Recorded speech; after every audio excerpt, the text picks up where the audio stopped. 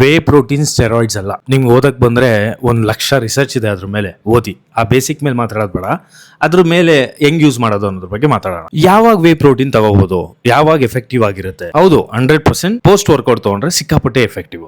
ಆದ್ರೆ ಆ 30 ಮಿನಿಟ್ ಅನ್ನೋ ಒಂದು ವಿಂಡೋನ ಎಲ್ಲರೂ ಹೇಳ್ಕೊಂಡು ಓಡಾಡ್ತಾರಲ್ಲ, ಸಿಕ್ಕಾಪಟ್ಟೆ ಎಕ್ಸಾಜುರೇಟೆಡ್. ಅದು ಆ ತರ ಅಗತ್ಯನೇ ಇಲ್ಲ. ನೀವು 30 ಮಿನಿಟ್ ಒಳಗೆ ಓಕೆ ವರ್ಕೌಟ್ ಆಗೋದು ಜುಗುಲಕಲ ಅಂತ ಮನೆಗೆ ಹೋಗಿ ಕುಡಿಯೋದು, ಅದು ಅಗತ್ಯನೇ ಇಲ್ಲ. ಇವಾಗ ಸುಮಾರು ಜನ ಇಂಟರ್ಮಿಟೆಂಟ್ ಮಾಡೋರಾಗ್ಲಿ, ಎಷ್ಟೋ ಜನ ಬ್ರೇಕ್ಫಾಸ್ಟ್ ನ ಸ್ಕಿಪ್ ಮಾಡ್ತಾರಲ್ಲ, ಅಂತವ್ರಿಗೆ ಅದನ್ನ ಫಸ್ಟ್ ಮೀಲ್ ಆಗಿ ತಗೋಬಹುದು. ಬಿಫೋರ್ ವರ್ಕೌಟ್ ತಗೊಂಡ್ರೆ ಎನರ್ಜಿಗೆ ಹೆಲ್ಪ್ ಮಾಡುತ್ತೆ, ಆಫ್ಟರ್ ವರ್ಕೌಟ್ ತಗೊಂಡ್ರೆ ಮಸಲ್ ರಿಕವರಿಗೆ ಹೆಲ್ಪ್ ಮಾಡುತ್ತೆ. ಇವಾಗ ಇದ್ರಲ್ಲಿ ಮೇಜರ್ ಮಿಸ್ಟೇಕ್ ಏನ್ ಮಾಡ್ತಾ ಇರೋದು, ವೇ ಪ್ರೋಟೀನ್ ಅಲ್ಲಿ ಎಲ್ಲಾ ಮೀಲ್ಸ್ ನು ವೇ ಪ್ರೋಟೀನ್ ರೀಪ್ಲೇಸ್ ಮಾಡಕ್ ಆಗಲ್ಲ. ಜಾಸ್ತಿ ವೇ ಪ್ರೋಟೀನ್ ತಗೊಂಡ್ರೆ ಜಾಸ್ತಿ ಮಸಲ್ ಅನ್ನೋದು ದೊಡ್ಡ ಸುಳ್ಳು. ನಿದ್ದೆ ಮಾಡದಲ್ಲೇ ಬರೀ ವೇ ಪ್ರೋಟೀನ್ ತಗೊಂಡ್ರೆ ನಡೆಯಲ್ಲ. ನಿಮಗೆ ಯಾವಾಗಾದ್ರೂ ಊಟದಲ್ಲಿ ಪ್ರೋಟೀನ್ ಇಲ್ಲ ಅನ್ಸಿದ್ರೆ ಅವಾಗ ಅದನ್ನ ಆಡ್ ಮಾಡ್ಕೊಳ್ಳಿ, ಆರ್ ಪೋಸ್ಟ್ ವರ್ಕೌಟ್ ಗೆ ಆಡ್ ಮಾಡ್ಕೊಳ್ಳಿ. ಇಷ್ಟೇ ಸಿಂಪಲ್. 2 ಜಾಗದಲ್ಲಿ ಆಡ್ ಮಾಡ್ಕೊಂಡು ಆರಾಮಾಗಿ ಕುಡೀರಿ, ಏನೂ ಆಗಲ್ಲ. ವೇ ಪ್ರೋಟೀನ್ ನ ಸಪ್ಲಿಮೆಂಟ್ ಅಂತ ಕರೀತಾರೆ, ಅದು ಮೀಲ್ ಆಗಕ್ ಸಾಧ್ಯ ಇಲ್ಲ. ಇಷ್ಟೇ ಸಿಂಪಲ್ ವೇ ಪ್ರೋಟೀನ್ ಬಗ್ಗೆ.